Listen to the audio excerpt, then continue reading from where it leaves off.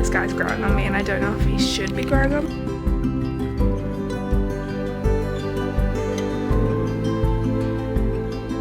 Welcome back to another reading vlog. Yay! Today we're going to be doing the Throne of Glass reading vlog part 2, which is going to include, hold on, just picking it up, Heir of Fire and Queen of Shadows, this one, the red one.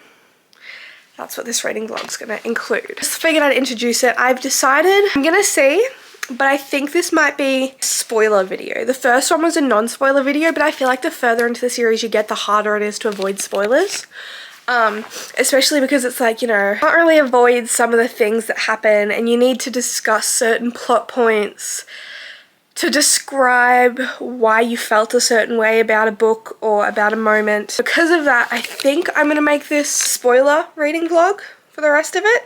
But the first reading vlog for the first 3 was minus spoilers, pretty much spoiler free. So if you haven't watched the series, you can watch those 3 to sort of get an indication of how I feel. And I will write on the screen when I'm going to say a spoiler. But I know a lot of people do like non-spoiler vlogs with a spoiler section at the end. But I'm going to forget all the spoilers unless I talk about them like every time I have a thought.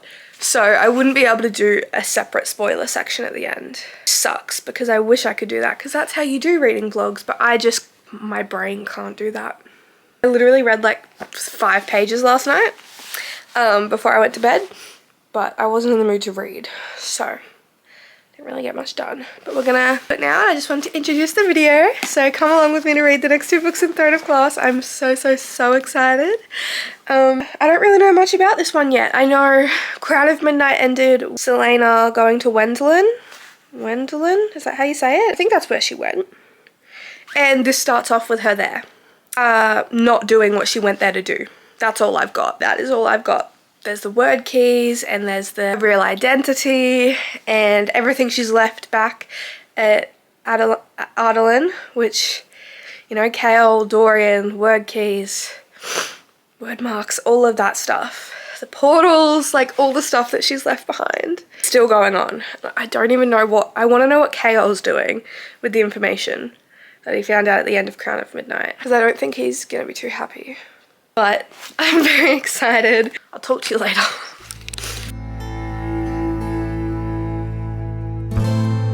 Okay, I'm back. I'm only 43 pages in, so like don't get excited. But this Manon chick, who is Manon? Why is she just... I feel really bad for Dorian because he doesn't know anything. But I'm very confused because I'm like, why is this Adian guy, why was he kept? Yeah, he kept him alive, which Chaol's saying the exact same thing. There's something going on. And I feel like I'm gonna like Aiden. I don't know how to say his name. I'm not gonna know how to say any of these people's names, but Fleetfoot. Yeah, that's all I've got. I want to know more about Dorian. Who is Manon? What's going on? And you thought, why is everyone related? I just looked up the family trees because the way the family trees are being described and how everyone's like related, and the Fae Queen, who their descendants are, how everyone's cousins, like really confused me. So I looked it up, and tell me why literally everyone is like in some way related.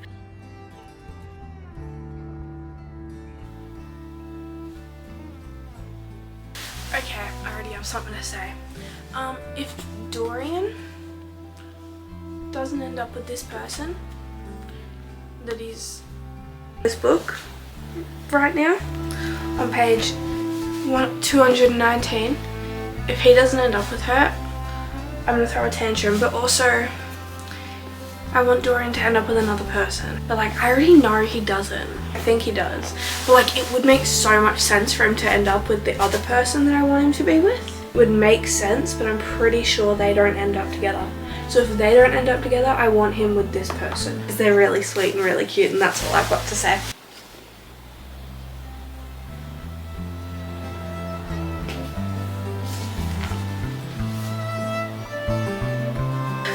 For an hour each day was all they could manage together. For that hour, regardless of the laws they were breaking, Dorian felt like himself again, not twisted and reeling and stumbling through the dark, but grounded, calm. No matter what he told her, she never judged or betrayed him. I'm just gonna leave you with that. Back like 5 minutes later. But one thing I also want to say about this series in general, I have ACOTAR over there and my Throne of Glass box set. I just want to say I love how you can tell that in like the same multiverse, you know, because like ACOTAR, Throne of Glass and Crescent City are all like linked. I don't know how, obviously, but I know they are like they're in a huge multiverse, and you can tell like because they have like the same creatures, the same principles of life, like very similar situations going on, but there's a lot of things that also don't mirror, and it's really interesting to see that because I think obviously ACOTAR is about Fae and humans, and there's some creatures in ACOTAR that have been mentioned in Throne of Glass, and I've been like, oh, I know that, or like some things about Fae that have been mentioned, I'm like, I know that, like I feel like a genius. But it's really interesting to see how in ACOTAR it's like just humans and Fae, whereas in Throne of Glass there's humans, there's Fae, there's a lot of other things, but they're still linked and they're still in the same multiverse, just different universes. And it's crazy to see how similar those universes are while also being so drastically different in their principles and their rules and the kingdoms. I'm finding that really weird because I'm reading things in here, and because I love ACOTAR so much, there's so much of me that I'm like, wait, but in ACOTAR it's this, and then I'm like, but it's a different series. Like I really struggled with that in the first books of Throne of Glass as well, because I'd be like, wait, but in ACOTAR the Fae are like this, or the Fae do this, and I was like, okay, but it's a different universe. Like they're the same creatures, the same species, but completely different universes. Like you need to move on and not think about ACOTAR because it's infiltrating my thoughts every time I see the word Fae in Throne of Glass. I'm like and I need to stop. Just want to say that. It's so weird how they take like the same principles and the same creatures and make the universes so completely different with how they approach their laws and their situations.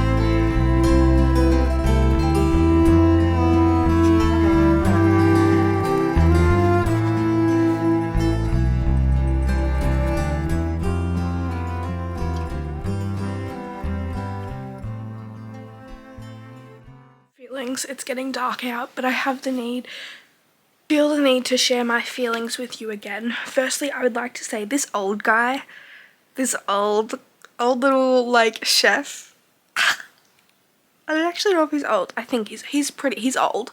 I think he's like an old man. He's so slay. I love him. And this other guy is really annoying me a little bit. He's really mean, and he was just really mean to the main character. But also, I'm like, I feel like I really just wanted his point of view, and then right after I was like, I don't think we've ever got his point of view. And then we got his point of view, and we read his point of view, and got to see how bad he feels about what he said. Because I was like, he's always really mean and shut off and closed off and angry, but there's a reason, and he's starting to grow on me. Like, I didn't like him at the start. I was like, you're just unnecessarily mean. But I fear he's growing on me. His anger he's growing on me because he's always just there. Like okay, that was that feeling. And then my other feeling, some of this is really sad. I feel like grief in books is always so hard to read. I'm reading about how broken people feel when they're grieving and stuff. It's just really sad, and so I started crying like 5 pages ago on on page 276 I started crying. And yeah, this guy's growing on me. He's growing on me a lot. Oh.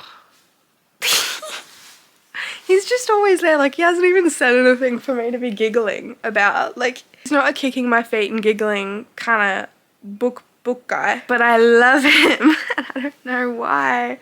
I never like the angry ones. I don't know why I like this guy. But yeah, and not much other than that's happened. We're on page 280. I feel like we're still just building up to bigger, more climactic things, but the pacing's better, and it's surprisingly a lot easier to read with non-lyrical music playing. So I'm actually having a lot of fun with that, and it was playing like a really slow song when I was crying, and it was playing a really climactic song when something else was happening, when a really big event happened for people. I really can't explain it, but it was happening. It was playing on like page 265 to 269, and it was like a really climactic, like, oh my god, like building up song, and then the beat dropped. Like, it had that, no, the beat didn't drop. It had that like moment of like just ethereal calm that fantasy songs have, right as everything went well, and it was just so good. And there was a really slow, calm song for the bit that I was crying at. It's so good. Anyway, this guy's growing on me, and I don't know if he should be growing on me, but he is. I know. Ace.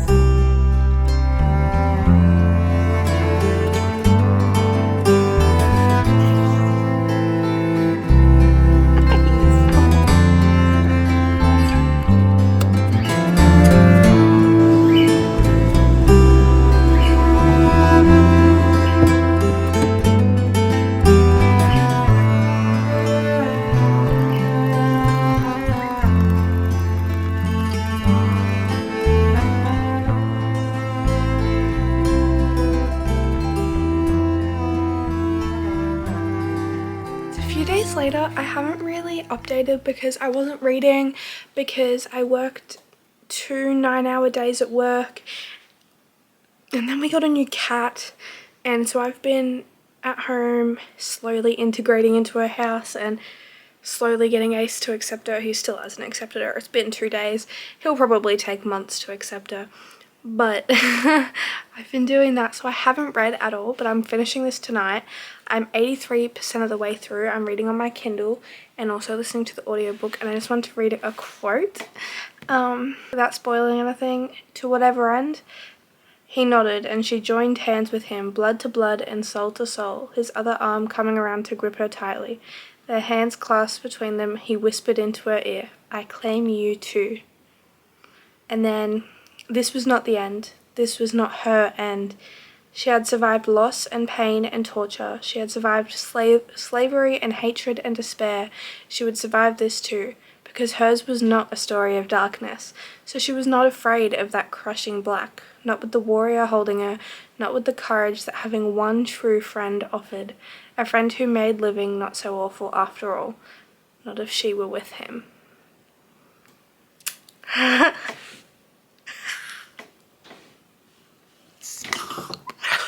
Actually, stop it.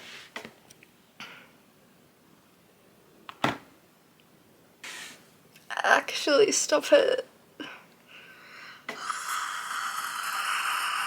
Anyway, I have an hour and 15 minutes left of the Kindle book, but if I'm also listening to it on audiobook, because this includes like the acknowledgements and stuff, that just goes to the end.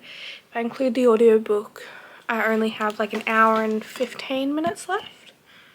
So it's late, it's 6:30, so I'll finish it by like 8 tonight, and then I can start Queen of Shadows tomorrow.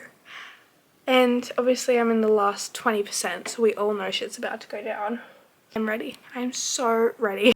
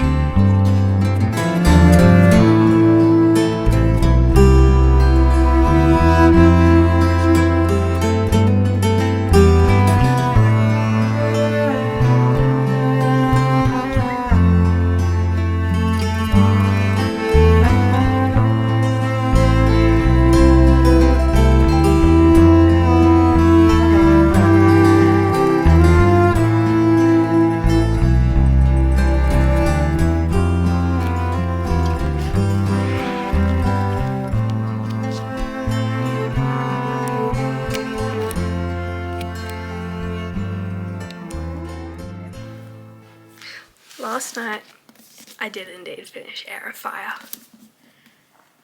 It's all done. I don't really know what to say about it. I gave it 4.25 stars because I had a good time. I think I just read it in a really bad pace because I started it like 5 or 6 days ago and I went multiple days without reading anything, and I think that just sort of like messed it up a little bit for me. But it was really good. I think in it there were a lot of really, really good quotes that I read and I was like, whoa, amazing. I think the pacing was really nice. It was very just like average pacing. Like nothing happened too fast. It was all very well thought out, very well, you know, explored, all the topics, everything. I don't think I got my, I think I did get my reaction.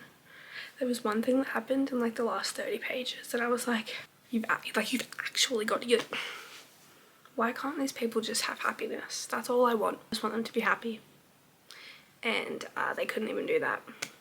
Sarah J Maas just has a way of not letting a single character be happy, and that really hurt me. But so much happened in the last like 50 pages and I don't even like know how to comprehend. Like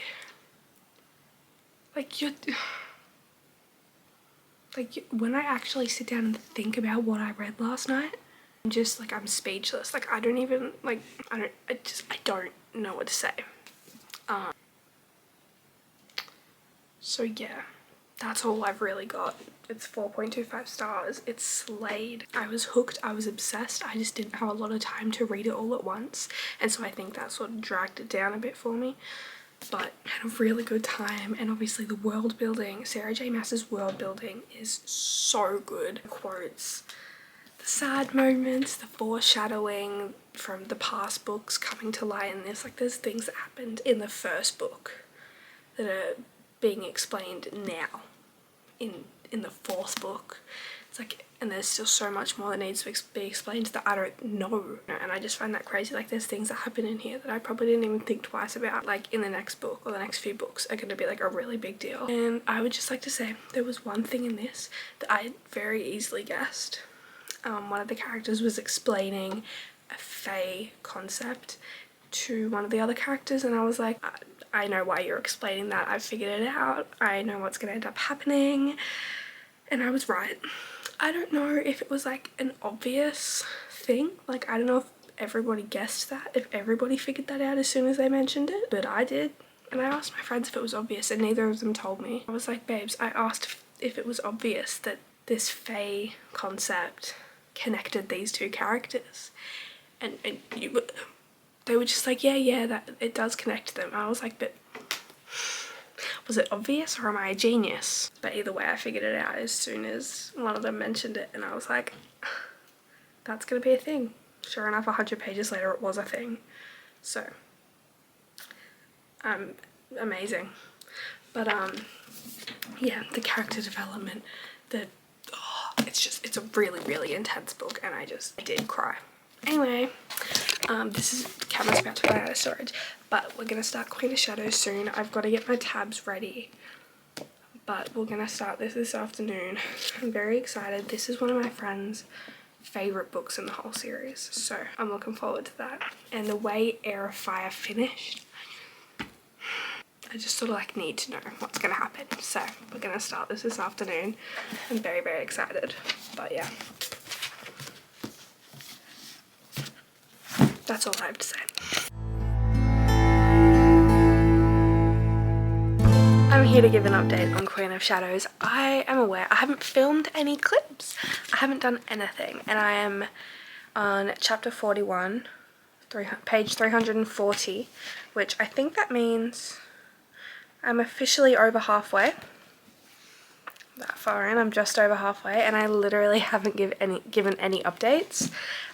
Because I can't really say much. I'm loving it. Like, I've just been so busy, but I'm eating it up. Like, there is so much going on. There's reunions between characters, lots of reunions, and there's just the quotes, the foreshadowing, the plot, it's all just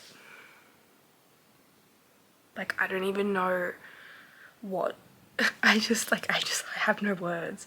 Like, there's one moment I literally just wrote, I'm screaming at the end of chapter 17. Like, that's the only way I can describe it. Like, Heir of Fire was good, and I'm still like reading this slowly just because I'm busy. But when I do read it, I'm absolutely eating it up. There's sad moments. There's so much going on. I don't even know how to explain how I'm feeling, and that's why I haven't filmed anything, because I'm just like, so much is happening, and I just like, that's all I have to say, is that so much is happening, and I don't even like like I'm trying to find like quotes that I found. But oh my god, there was one thing that I was like so not expecting about, like, we find something out about one of the characters on page like 310, and I just wasn't expecting it. Like, it was just so out of the blue. Like, I was just like, oh, that, okay, that's just like a random little bit of plot to just like add in there for that character. Like, come on. No, there's so much going on, and I just don't even like, I just don't know what to say. I don't know how to feel or anything. I feel like a lot more is about to happen. Yeah, I have no words for what's going on. Like, we're really getting into like the fantasy, you know, like, it is heavy, intense, like, fantasy world building, plot building, anticipation, like, it's all building up to something, and I'm obsessed, and that's all I have to say, and we're gonna go back to reading now, so.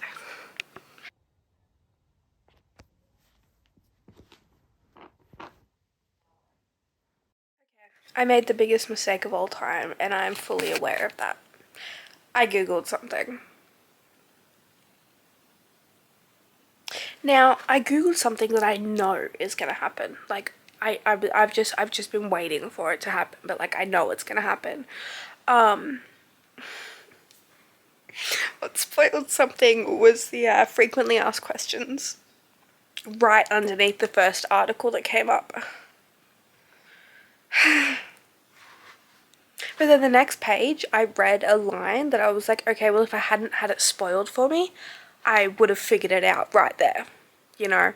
So it's like, I was only one page away from figuring this thing out, but it still got spoiled for me, and now I don't get, this happened for me in ACOTAR as well. To be fair, with ACOTAR, I knew before I started reading, but like, this, I didn't know this. And obviously when I read it, it's still gonna have the same effect, like ACOTAR. Well, I mean, not really like ACOTAR, because I was already anticipating it to happen, and I already knew exactly what chapter it happened in and everything. It's like, I was ready. This, I don't know any of that, but I still, like, I know what's gonna happen. Not everything, it's just this one tiny plot line. But yeah, I did do that. I fear I did that. But it's okay. It's okay.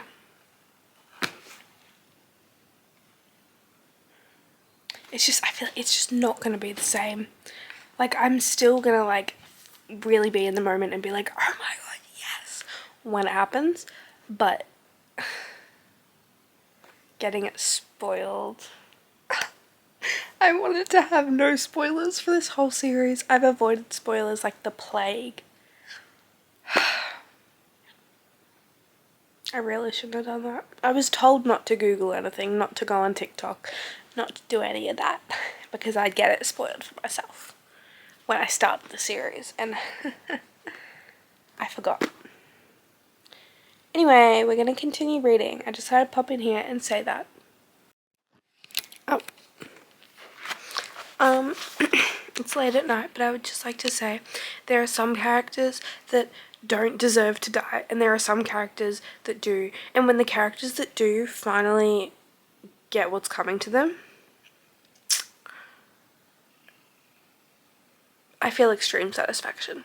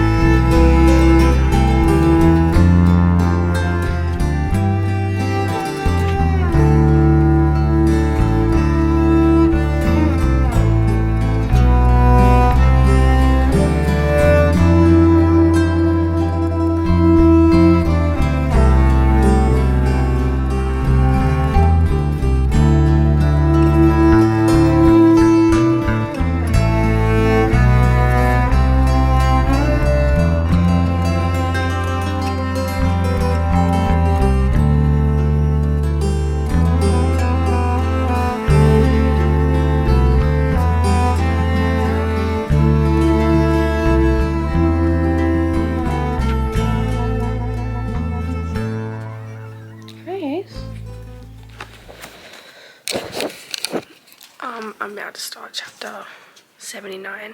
All I have to say, what is going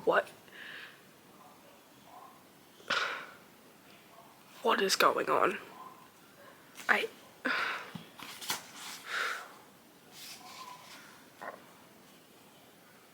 have about 60 pages left.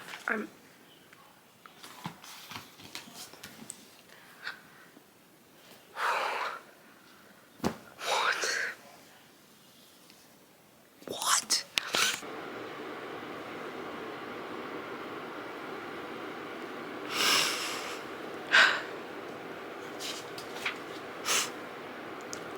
I'm starting chapter 86. I have 20 pages left. No, I have 15 pages left. Ignore the pimple patches, please. Please.